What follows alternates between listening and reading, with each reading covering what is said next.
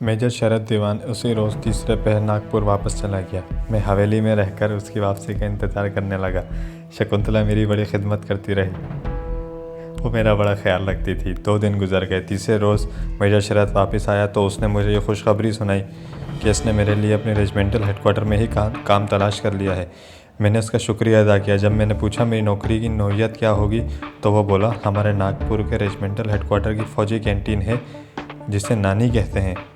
यह ग्रोसरी का स्टोर है जहाँ से फ़ौजियों को सिगरेट, चाय, शराब, साबुन, आटा, चावल और हर किस्म की दूसरी ज़रूरियात ज़िंदगी की चीज़ें सस्ते नरखों पे मिलती हैं।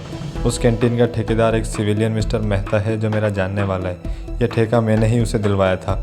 उससे मैंने तुम्हारे लिए सारी बात तय कर ली है। तुम्हें इस फ़ौजी कैंटीन में बतौर मैनेजर रख लिया गया है। अब तुम मेरे साथ ही नागपुर चलोगे और नई नौकरी पर काम शुरू करोगे। मुझे बड़ी खुशी हुई। मैं यही चाहता था कि मुझे भारतीय फ़ौज के हेडक्वार्टर में किसी तरह से दाखिला मिल जाए। यह मौका मुझे शकुंतला के भाई मेजर शरद ने फराहम कर दिया। जब मेजर शरद की छुट्टी ख़त्म हुई तो वो मुझे अपने साथ ही नागपुर ले गया। नागपुर शहर से मैं थोड़ा बहुत वाकिफ़ था। इससे पहले भी मैं एक बार अपनी कमांडो सरगर्मियों के सिलसिले में इस शहर में आ चुका था। मेजर शरद फ़ौजी ऑफिसर्स मेस के हॉस्टल के कमरे में रह रहा था। इसने मुझे फ़ौजी हेडक्वार्टर की फ़ौजी कैंटीन के ठेकेदार से मिलवाया। ये उधेड़ उम्र का सांवला सा कमज़ोर सा आदमी था। उसने मुझसे हाथ मिलाया और कहा, काम इतना मुश्किल नहीं है, बस ड्यूटी सुबह से शाम तक देनी होगी। मेजर शरद जी मेरे बड़े भाई के समान हैं, इनकी बात मैं नहीं टाल सकता। मेरा मुलाजिम जगदीश तुम्हारा सारा काम समझा देगा। मैं नागपुर के फ़ौजी रेजिमेंटल हेडक्वार्टर की फ़ौजी कैंटीन में नौकरी शुरू कर चुका था। कैंटीन के साथ ही अकब में एक छोटा सा कमरा मुझे रिहाइश के लिए मिल गया। मेजर शरद ने मुझे नया बिस्तर और इस्तेमाल की दूसरी ज़रूरी चीज़ें ला कर दे दी। कैंटीन के ठेकेदार से 200 रुपये एडवांस भी दिलवाए। कैंटीन फ़ौजी हेडक्वार्टर के अंदर ही थी। मुझे हेडक्वार्टर के गेट से अंदर आने और बाहर जाने के लिए एक फ़ौजी पास मिल गया था। मैंने कैंटीन में काम शुरू कर दिया। दिन में एक आध बार मेजर शरद मेरे पास आकर मेरा हालचाल मालूम कर जाते। खाना वगैरह मुझे फ़ौजी लंगर से मिल जाता था, जिसके लिए मुझे बड़ी मामूली सी रकम तनख्वाह में से कटवानी होती थी। कैंटीन के मुलाजिम जगदीश ने मुझे सारा काम समझा दिया। कैंटीन पर हर रैंक के भारतीय फ़ौजी राशन लेने आते थे। मैं इनकी मतलूबा अशिया की लिस्ट बनाकर जगदीश को रैंक के भारतीय फ़ौजी राशन लेने आते थे। इनकी मतलूबा अशिया की लिस्ट बनाकर जगदीश को दे देता था। वो सारी चीज़ें लिफाफा में डालकर फ़ौजी के हवाले करता। मैं इस फ़ौजी का आईडी कार्ड लेकर बिल पर इसका आईडी नंबर, नाम और रैंक लिखकर इससे दस्तखत ले लेता। इस तरह मुझे हर ओहदे के फ़ौजी से मिलने का मौका मिल गया। मैंने एक हफ़्ते के बाद अपने मतलब के 2-3 फ़ौजी अफसरों से ताल्लुकात पैदा कर लिए। यह वो लोग थे जिनसे मेरे मतलब की मालूमात हासिल हो सकती थी। इनमें मिलिट्री इंटेलिजेंस का एक सूबेदार मेजर भी था जिसका नाम चंद्राकांत था, लेकिन मेरा असल टारगेट शकुंतला का भाई मेजर शरद दीवान था। इस आदमी से मुझे बड़ी आसानी से भारतीय हाईकमान के अहम राज मालूम हो सकते थे।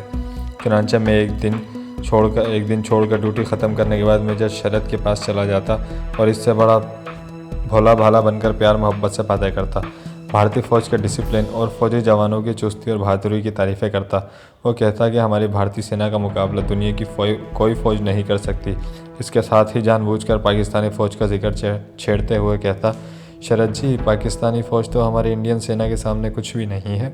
अगर कभी जंग हो गई तो हमारी भारतीय फ़ौज 1 घंटे के अंदर सारे पाकिस्तान पर कब्जा कर लेगी। ये बात मैं दिल पर जबर रख कर कहता था। साथ ही दिल में ये जुमला ज़रूर दोहराता था कि ऐसा मौका कभी नहीं आएगा। अगर आया तो पाक फ़ौज के शेर दिल जवान भारत को वो सबक सिखाएंगे जिसे वो कभी फरामोश नहीं कर सकेगा। मगर शरद दीवान कहता, अरे धर्मवीर भैया, पाक फ़ौज की नफरी वैसे भी बहुत कम है। हमने टेक्निकल मैदान में जो तरक्की की है और जिस किस्म के नए नए हथियार हमारी असलहे की फैक्ट्रियों में बन रहे हैं, इसका मुकाबला पाकिस्तान की फ़ौज नहीं कर सकेगी। एक दफ़ा इसी किस्म की बातें हो रही थी। मैंने भारत का देशभक्त बनकर पूछा, शरद जी, हमारी फ़ौज ने मिसाइल भी ज़रूर बनाए होंगे। सुना है पाकिस्तान में इस किस्म के मिसाइल तैयार होना शुरू हो गए। शरद दीवान आखिर मिलिट्री इंटेलिजेंस का अफसर था। ऐसे अफसर बात करने में बड़ी एहतियात से काम लेते भी हैं।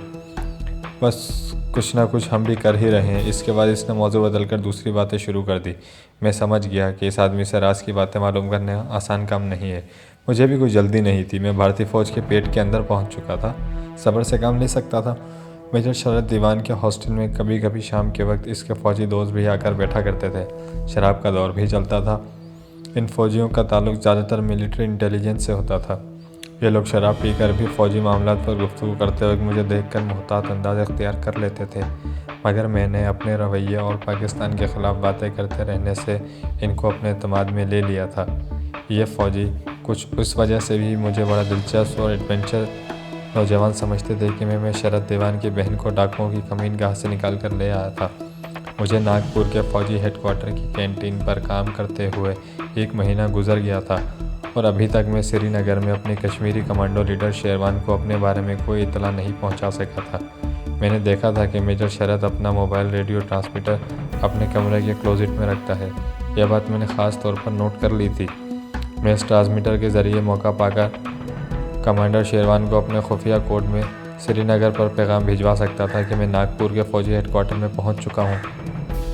लेकिन ये कोई इतना आसान ज़रूरी पैगाम नहीं था जिसके लिए मैं कोई ख़तरा मोल लेता, क्योंकि ये मुझे मालूम था कि फ़ौजी हेडक्वार्टर से कोई सिग्नल नशर हुआ तो ख्वाह वो खुफिया कोड ही हो, हेडक्वार्टर के सिग्नल कोर के मॉनिटरिंग टीम को इसका इल्म ज़रूर हो जाएगा।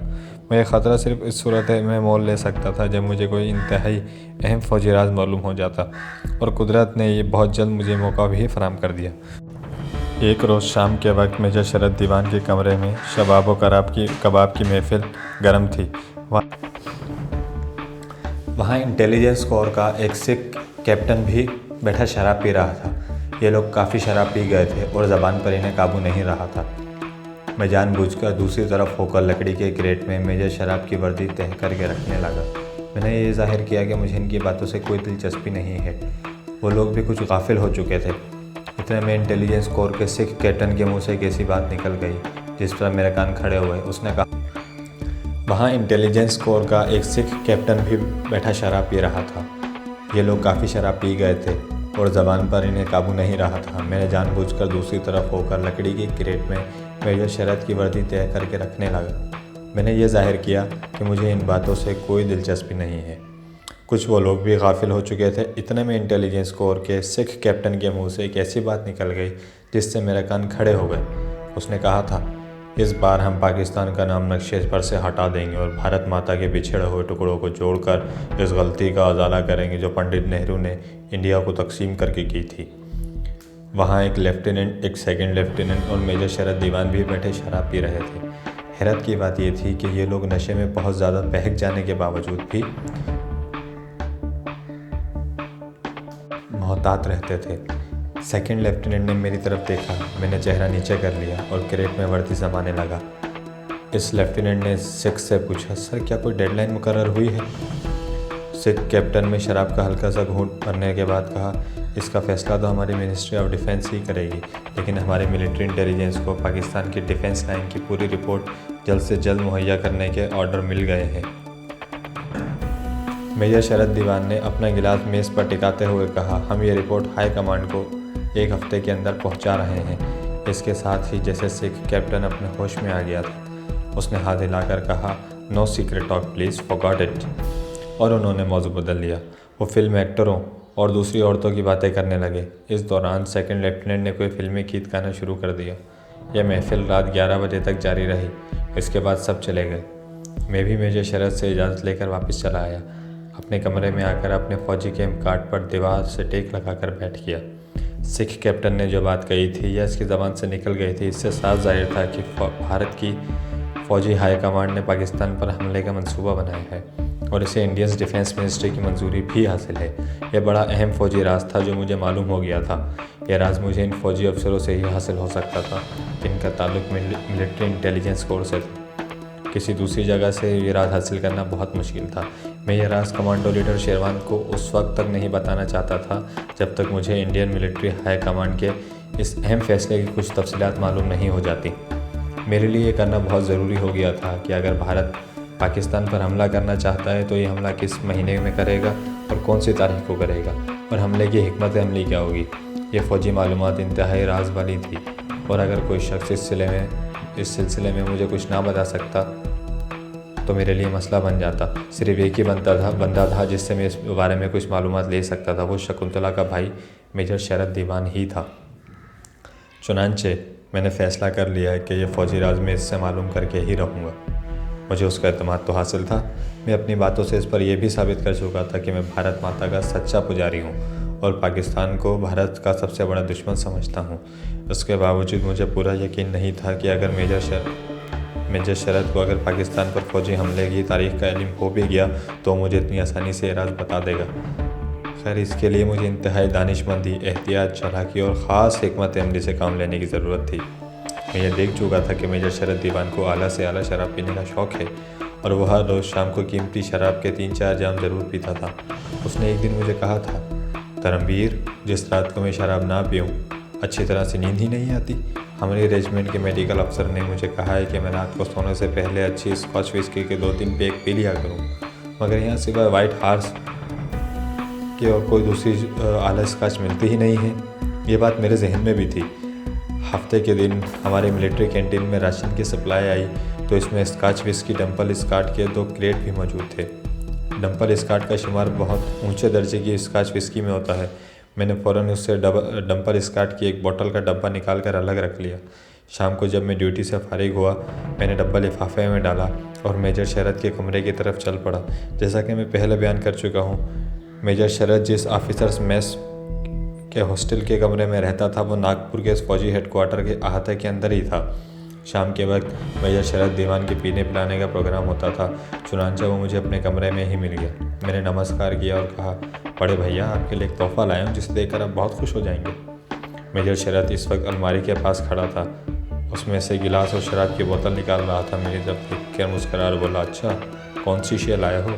मैंने डंपल स्कॉट की बोतल का डब्बा उसके आगे रख दिया। उसे देखते ही मेजर शरद का चेहरा खिल उठा। जल्दी से शराब की बोतल का डब्बा मेरे हाथ से लेकर कहने लगा, ये तुम्हें कहाँ से मिल गई धर्मवीर?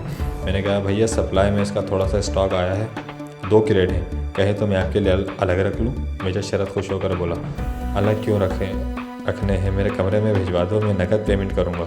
ओके भैया, समझो वो आपके कमरे में पहुँच गए। मैं उसके हाथ से डब्बा वापस लेते हुए, भैया, मेरी एक ख्वाहिश है। वो क्या? वो भी बता दो। मैंने कहा, मैंने दिल में भगवान से कहा था कि भगवान मेरे बड़े भैया को स्कॉच का बड़ा शौक है, कहीं से अलग क्वालिटी की शराब दिला दे, मैं अपने प्यारे भैया को अपने हाथ से पिलाऊंगा। मेजर शरद का कहकहा लगा कर हंसने लगा। तुम जब चाहे मुझे अपने हाथ से शराब पिला सकते हो, अफसोस तो इस बात का है कि तुम नहीं पीते। मैंने डब्बे से बोतल निकाल कर मेज़ पर सजाते हुए कहा, भैया, बात यह है कि मैं अपनी स्वर्गवासी माता जी को वचन दे रखा है कि मैं कभी शराब नहीं पीऊँगा। बस इसी वचन का पालन है, वरना तुम्हारे साथ पीने से तो मुझे बड़ा आनंद मिलता।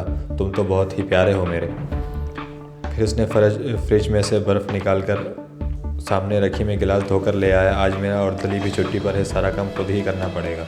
मैंने बड़ी आजसी का लहजा बनाते हुए हिंदुओं की तरह हाथ बांध कर कहा, शरद भैया जी, आप मुझे अपना अर्दली ही समझें, आपकी सेवा करूँगा तो अगले जन्म में सफल होऊंगा। मेजर शरद ने आगे बढ़कर मुझे गले लगा लिया और कहा, धर्मवीर, फिर कभी ऐसा ना कहना। तुमने हमारे ख़ानदान पर एक ऐसा एहसान किया है कि हमारे साथ पुश्ते भी इसे फरामोश नहीं कर सकेंगे। मैं तुम्हें अपना छोटा भाई ही समझता हूँ। थोड़ी देर बाद मेजर शरद के गिलास में डंपल स्कॉट की बोतल खोलकर पैक बना रहा था। पाकिस्तान के ख़िलाफ़ भारत की डिफेंस मिनिस्ट्री और फौजी हाई कमांड ने जारहियत का जो खुफिया प्रोग्राम बनाया था, मैं मेजर शरद से इसके बारे में मालूमात हासिल करने की पूरी स्कीम जहन में तैयार करके आया था। चुनांचे मैंने पहला बैग बनाते ही पाकिस्तान के ख़िलाफ़ बातें शुरू कर दी। मेजर शरद ने आला विस्की का घूंट भरकर मेरी तरफ देखा और खुश होकर बोला, वंडरफुल, बड़ी देर बाद डंपल स्कॉट पी है, अब दोनों क्रेट मेरे कमरे में भिजवा देना। मैंने कहा, कल ही भेज दूंगा। दूसरे पैक पर मेजर शरद हल्के हल्के सुरूर में आने लगा, कहने लगा, धर्मवीर, अब तुम शादी कर लो। मैंने कहा, भैया, पहले आपका ब्याह होगा, फिर शकुंतला जी का ब्याह होगा, उसके बाद मैं अपना ब्याह करूँगा। वो कहकहा लगाकर हंसने लगा, फिर तुम्हारा ब्याह कभी नहीं होगा। कुछ देर इधर उधर की बातें करने के बाद मैंने फिर पाकिस्तान का जिक्र छेड़ दिया। मैंने कहा, कल मैं नागपुर शहर की बड़ी मार्केट में कुछ चीज़ें ख़रीदने गया था। वहाँ एक लाला जी कह रहे थे, कश्मीर में हमारी फ़ौज की हार हो रही है। मेजर शरद ने इस लाला जी को अंग्रेज़ी में गाली देकर कहा, उसे क्या मालूम कि वहाँ क्या हो रहा है। इसमें कोई शक नहीं है कि कश्मीरी बेजिगरी से लड़ रहे हैं, लेकिन हमारे सिपाही भी किसी से कम नहीं है। मैंने कहा, मैंने भी इस लाला जी से यही कहा था भैया। मैंने इसे ये भी कहा था कि हमारी भारतीय सेना एक दिन पाकिस्तान को भी फतह कर लेगी, कश्मीरी तो कोई चीज़ भी नहीं है। मेजर शरद दीवान को उस वक्त में तीसरा डबल पैक बनाकर दे चुका था। वो सुरूर की हद पार कर नशे की हदूद में दाखिल हो चुका था, यानी जहाँ सुरूर ख़त्म होता है और शराब का नशा दिमाग को अपने पंजों में गाड़ने लगता है। 3 डबल पैक बहुत बड़े होते हैं। यकीन के साथ इसलिए कह रहा हूँ कि किसी ज़माने में वो खुद इन मराहिल से गुजर चुका था। खैर मेजर शरत ने मेज़ पर हल्का सा हाथ मारा, फिर मेरी तरफ देखते हुए बोला, धर्मवीर, तुमने इस अहमक लाला जी को ठीक कहा था। हम बहुत जल्द पाकिस्तान का किस्सा ही ख़त्म करने वाले हैं। मैंने बच्चों की तरह खुशी का इजहार करते हुए कहा, क्या सच कह रहे हो भैया? भगवान तुम्हारा भला करे, भगवान हमारी सेना को और ताकतवर बनाए। बस एक ऐसा हमला करो कि पाकिस्तान सारा का सारा भारत में दोबारा वापस हो जाए। मेजर शरत ने तीसरा पैक ख़त्म कर दिया था। अब वो खुद अपने लिए चौथा डबल पैक बना रहा था। आहिस्ता आहिस्ता सर हिलाते हुए मुस्कुराया जा रहा था और जैसे अपने आप से हम का नाम था, ऐसा ही होगा। फिर अंग्रेज़ी में बोलने लगा, ऐसा ही होगा, इस दफ़ा हम कुछ ऐसी ही स्ट्रेटेजी तैयार कर रहे हैं। मैंने मज़ीद मालूमात हासिल करने की गर्ज से एक सवाल कर डाला, लेकिन शरत भैया, मैंने तो सुना है पाकिस्तान को अरबों ने बड़ा असला दिया हुआ है। क्या हमारे पास भी काफ़ी गोला बारूद है? मुझे तो कभी कभी यही फिक्र लगी रहती है। मेजर शरत ने चौथे डबल पैक का आधा गिलास हलक में अंडेला और सिगार सुलगाते हुए अंग्रेज़ी में कहा, तुमको क्या मालूम जो हमें मालूम है, और भारत के किसी शहरी को भी नहीं मालूम। मैंने इसको हवा देते हुए कहा, क्यों नहीं भैया, आप तो इंटेलिजेंस के बड़े अफसर हैं, आपके हाथ में तो भारतवर्ष की नब्ज़ है। मैं अब भी अंग्रेज़ी में बोल रहा था। मेजर शरत ने सिगार का कश लगाकर धुआं छोड़ते हुए कहा, हम पाकिस्तान को इस तरह उड़ा देंगे। फिर उसने ज़ोर से फूंक मारकर सिगार के धुएं को इधर उधर उड़ा दिया। मैंने कहा, भैया, अगर हमारा तो कोई दोस्त मुल्क ही नहीं है, पाकिस्तान के तो सारे मुसलमान ममालिक मदद करते हैं, हमारी कौन मदद करेगा?